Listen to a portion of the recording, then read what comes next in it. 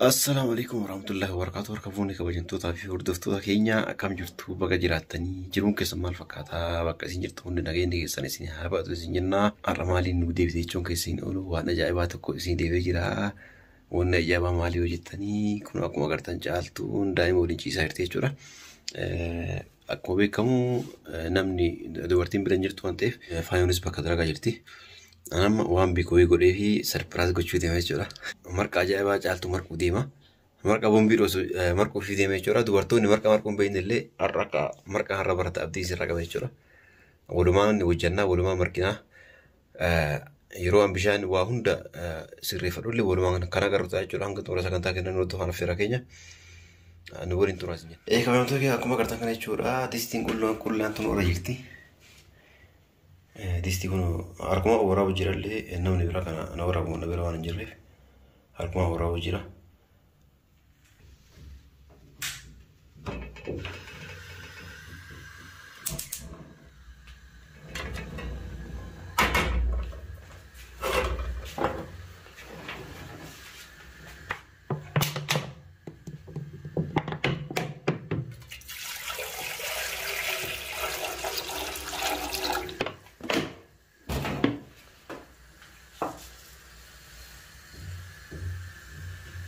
Kun akkana jira jechuudha kabajamtoota keenya. Waan balleessu jiru warroonni karaa koomentiitiin nu hordofan natti madha bishaan yoo guddatee jiraate illee xiqqaatee jiraate illee garuu marqa boombiidhoos akka ta'u abdii qaba. Garatti hin baratan jechuudha. Kun amma soobiddaa shaboodha.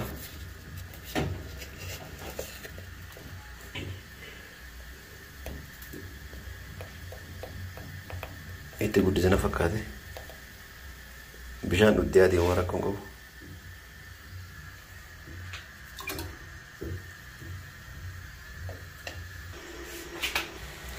Kabajamtoota akkuma agartan kana bishaan kun akkana danfee jira jechuudha. Bishaan akkana danfee jira. Amma booda maatti naqannaa daakuu itti naqnaa jechuudha. Daakuu itti naqnee waliin dhoofnee isaan abbuufnee geessuu fi dhaqonni biraan jira. Kanumaaf nama kadhachaa oollu nu hordofa. Kabajamtoota kiyyaa kun akkana fakkaatee jechuudha. Harka tokko marqata harka tokko isin waraabaa jira jechuudha. Akkanuma marqanii.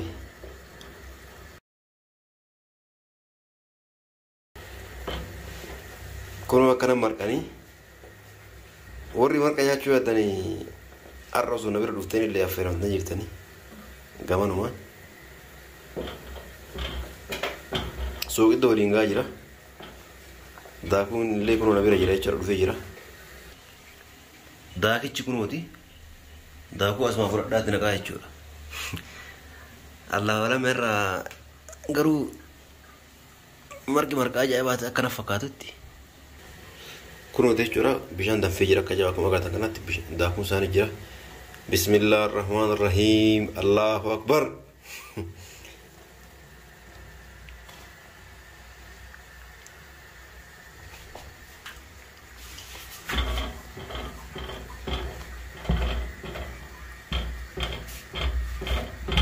Amma jechuudha istaandii irra kaadheeti kaameraa kan istaandii irra kaadheeti isin waraaba nuurdu.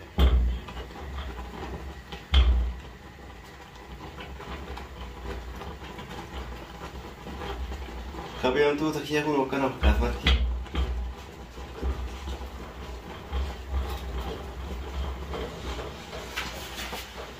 Ibiddu jechuudha. Kabajamtoota kiyyaa kan fakkaata jechuudha marti kiyyaa irraa.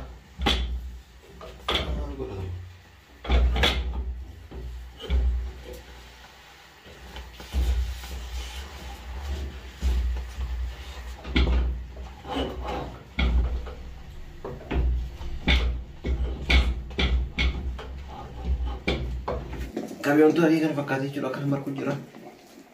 Marqi guyyaa hadhaa kunoo kana fakkaata. Warroonni marqa nyaachuu beekte koottaa nyaadhaadha.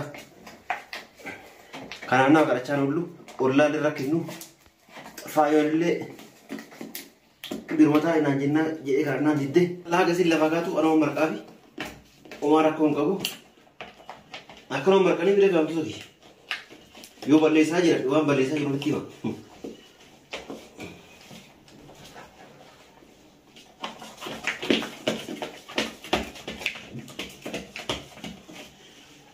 Wah,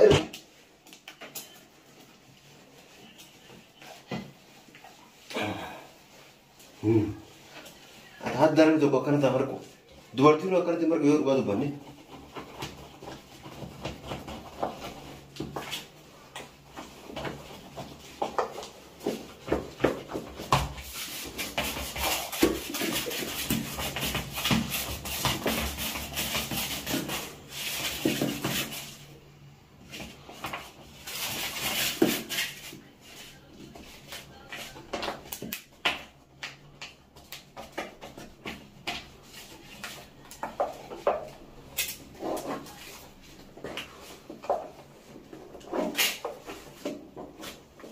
Makata kamtu kia.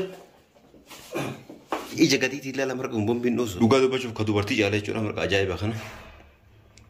Akkasii isiin jira amma marqee geessee jira saanii buusee fi bishaan xiqqoo dabalee akka sirbi bilchaatuuf irra kaa'ee jechuudha san booda saanii baasee dhadhaatti godhee fi akkasii geessaa fi jechuudha nyaattu.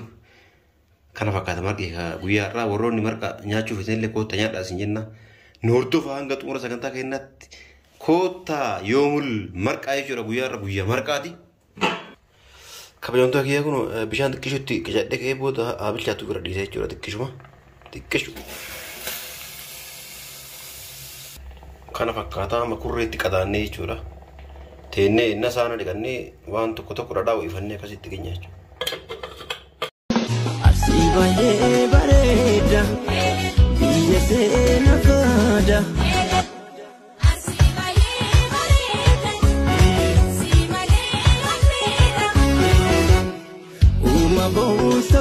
Sibaye bareda, biya seena fada.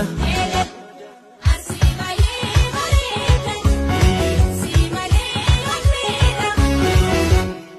uma bousaka. Sibaye bareda, biya seena fada.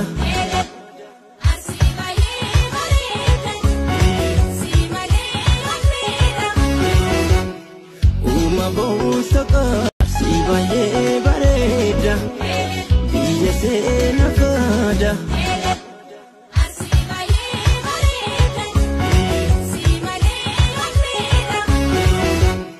Uma bolsa kabda.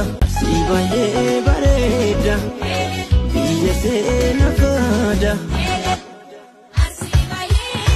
Kabajamtoota keenya kun kana fakkaatee jira amma isaanii baasaa jira jechuudha isaanitti irraa keessa gabbuusaa jira. Arah marga nyaachuu deemna kun boombii dhoosu ajaa'iba kana goone warri marga nyaachuu yaaddan koottaan wajjin nyaadhaa siin jenna.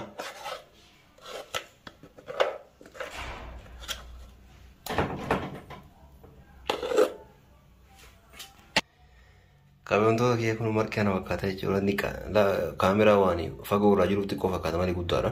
Kana fakkaata jechuudha kun akkana jira amma wanni hafe dhadhaa jidduu godhee fi akkasitti deemnee walumaan nyaanna jechuudha. Isinillee koottaan wajjin nyaadhaa isin jenna. Kanumaaf ani rakkachaa turre. Akkuma agartan kana jechuudha jidduu sirreessu jira. Jidduu kan sirreessee ka'een booda maalitti godha dhadhaatti qicaa jechuudha jidduu kanatti. Nu waliin tura wantoota kiyya kun kan fakkaataa dhadhaan kun kunuuti.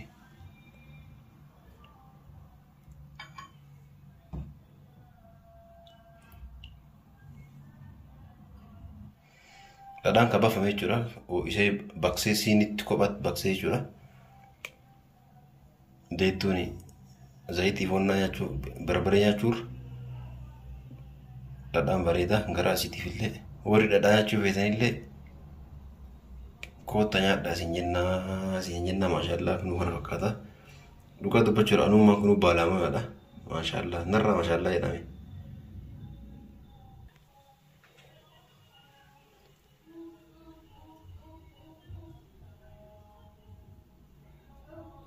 Kana fakkaata jechuudha wantoota keenya. Kana fakkaata akkanatti waliin gahama.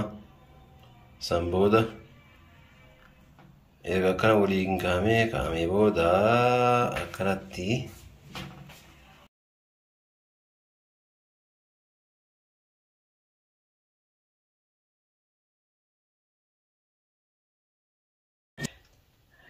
Kabajamtoota keenya akkuma agartan kun akkana jira jechuudha. Akkana qopheessee jira. Marqee boombii dhosa.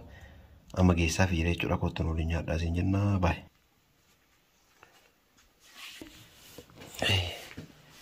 Maal dalagaa damee too jirta? Simon nama biraa godhe. Anuma godhe nyaadhu kottu. Haga akkasii nama kadhachaa ooluuf goonee nyaannu. Maashaallah maashaallah. Dhugaan suma godhe. Maashaallah. Lookaa gaman. Inti hoosisii jira. Hoosisuu jira. Lafa kan nyaadhu jira kalas. Rakkoon qabu ishiin duraa ooltu. Hin beelofne? Beelaa garuu gaadura mucaa wayyuu. Mucaa qubsuu wayyuu. Nama ofii nyaati mucaa qubsaa mire ofii nyaanne.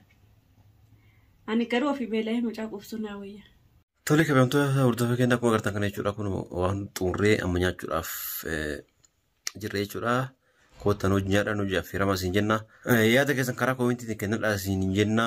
Amma kaameraa waraabaa nyaachuun waan nutti mijoofneef nyaannee kaaneeti waan jiru walitti deebinaa hanga xumura sagantaa keenya warroonni hordoftan yaada keessan karaa koomintii nu barreessaa siin jenna.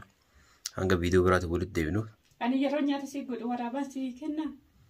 La beekuma waa waraabeftu jira dhisi beekuma waraabe. Maali? Akkanuma yaani waa waraabe kanuma beeka. Anis kanaan booda nyaata godhu na waraaba. La waa waraabe sababa asitti nimu garuu waa waraabe kana amma. Kabajamtoota keenya akka isin jenna bye bye nagaan nuuf jiraadha.